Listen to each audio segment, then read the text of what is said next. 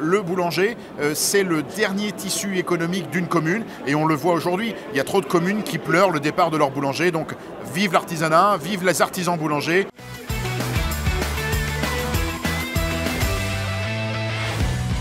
La baguette française, on aura attendu, mais en tout cas, ça y est, c'est fait. Alors oui, très content d'être ici sur le salon d'agriculture aujourd'hui. Il est clair qu'on avait besoin de préserver ce savoir-faire parce que c'est pas juste la baguette, hein, c'est vraiment le savoir-faire artisanal et les savoir-faire artisanaux qu'il faut préserver. Et donc du coup, nous les meilleurs ouvriers de France, on a vraiment à cœur d'accompagner pour que demain, ce produit puisse garder son identité, sa philosophie, puisque une baguette c'est un produit relativement simple, hein, c'est de forme longue, ça se partage, ça se coupe, mais avant, il y a tout un travail, il y a un travail de sélection de matières premières, il y a un travail de panification et derrière, le boulanger aura à cœur de servir le meilleur produit, le plus intéressant aussi économiquement pour lui et nutritionnellement pour le consommateur. Ça fait sens parce que nos jeunes sont là, on parle de tradition, on parle de formation, il y a des gestes, il y a des process et ça, effectivement, il faut les préserver, c'est fondamental. Alors, façonner une baguette, ça s'apprend, c'est comme tout métier. On façonne une baguette dans les règles de l'art et ces règles de l'art, ça nécessite certains codes et ces codes-là, ça passe par l'école. Alors, effectivement, on peut avoir un savoir empirique, un savoir transmis de père en fils ou de maman à enfant, mais il n'empêche que lorsque l'on veut assurer des productions pour nourrir correctement ses clients et sa clientèle, on a à cœur d'apprendre son métier. Tout à l'heure, le président Rack parlait d'un CCP sur le métier de façonner. Pourquoi pas? Maintenant, le métier de boulanger, ça s'apprend à la base avec un CAP et ce certificat d'aptitude professionnelle permet d'acquérir le façonnage dans les règles de l'art, même si il faudra une vie professionnelle au boulanger pour bien comprendre l'ensemble des phénomènes. On l'analyse facilement à t'entendre, ce métier il est là, il est passionnant, passionné. Deux aspects que tu as pu mettre en valeur, c'est aussi la traçabilité, c'est-à-dire savoir d'où viennent finalement les farines, qui sont ces blés qui sont aujourd'hui moissonnés. C'est important aussi quand on aime ce métier de savoir aussi quelle est l'origine des produits qu'on travaille. On ne peut pas aimer son métier si on ne connaît pas les matières premières.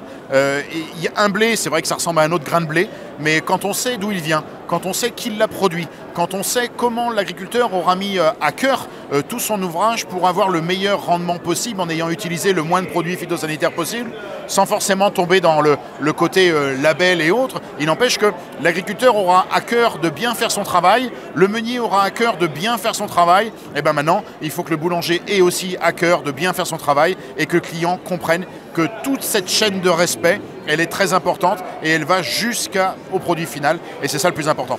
Métier, traçabilité, tu as évoqué aussi la transparence, c'est-à-dire le fait de pouvoir s'affranchir, de communiquer pour les consommateurs. Il faut effectivement les impliquer dans ce sens vertueux. Alors effectivement, le client doit être pédagogiquement informé de l'ensemble déjà de ce travail, puisque c'est un travail fastidieux, exigeant, qui nécessite quand même de la matière première locale. Donc du coup, ça fait peut-être travailler le cousin, le tonton, la tata. Et donc économiquement, il y a vraiment ce tissu qui est vraiment très important.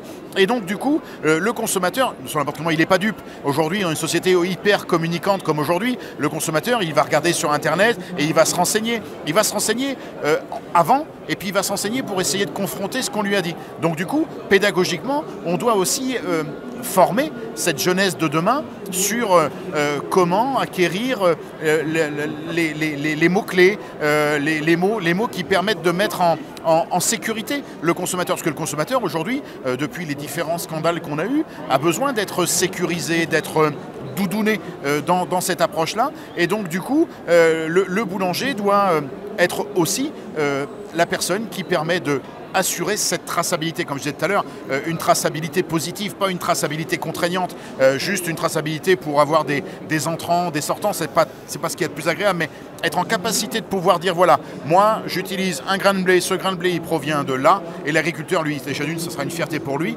et derrière, on aura cette sécurisation de la chaîne, et comme disait tout à l'heure une dame, aujourd'hui un boulanger se livre avec du blé qui a fait moins de 200 km autour du moulin, on pourrait même retirer un petit peu pour être un peu plus rigoureux, mais le problème c'est qu'aujourd'hui on a quand même aussi, comme en boulangerie, une petite déperdition du nombre de moulins. On parlait tout à l'heure de 320 moulins en France, donc forcément on a une filière qui est impactée. Et donc du coup il faut que l'ensemble de la filière soit vertueuse et soit responsable, que cette interaction les uns avec les autres est importante, ou au-delà de la consommation du pain sur le tissu économique. Dernier petit point rapidement, parce qu'on l'a vu, on évoquait un peu moins de 36 000 boulangers. tous doivent être, j'espère, demain des artisans boulangers, parce que vous avez aussi ce rôle sociétal. Vous êtes les derniers piliers, finalement, dans nos quartiers, dans cette ville du quart d'heure, où on a besoin, finalement, de cet artisanat. Ben, on le voit bien souvent, quand il ne reste plus qu'un commerce dans une commune, c'est déjà un gros problème. Et quand ce commerce-là, c'est le boulanger et qu'il devient en péril, ben derrière, il n'y a plus de lien social. Le boulanger a ce rôle depuis de nombreuses années. Hein. Moi, j'ai connu mon grand-père. Mon grand-père, avec le curé du village, c'était le seul à avoir le téléphone dans la commune. Donc du coup, le boulanger a un lien social qu'on ne mesure pas forcément, parce qu'aujourd'hui, on est dans une société de hyper-communication. Mais pour savoir où on va, il faut savoir d'où on vient. Et il est clair que le boulanger, c'est le dernier tissu économique d'une commune. Et on le voit aujourd'hui, il y a trop de communes qui pleurent le départ de leur boulanger. Donc vive l'artisanat, vive les artisans boulangers, continuez de vous battre, c'est un travail quotidien. Et c'est vrai que c'est très important. Et le volet aussi, c'est n'ayez pas peur de communiquer sur le côté nutritionnel de votre produit, parce qu'aujourd'hui, il y a les transmissions de savoir-faire, mais il y a aussi l'impact nutritionnel qui sera l'enjeu de demain.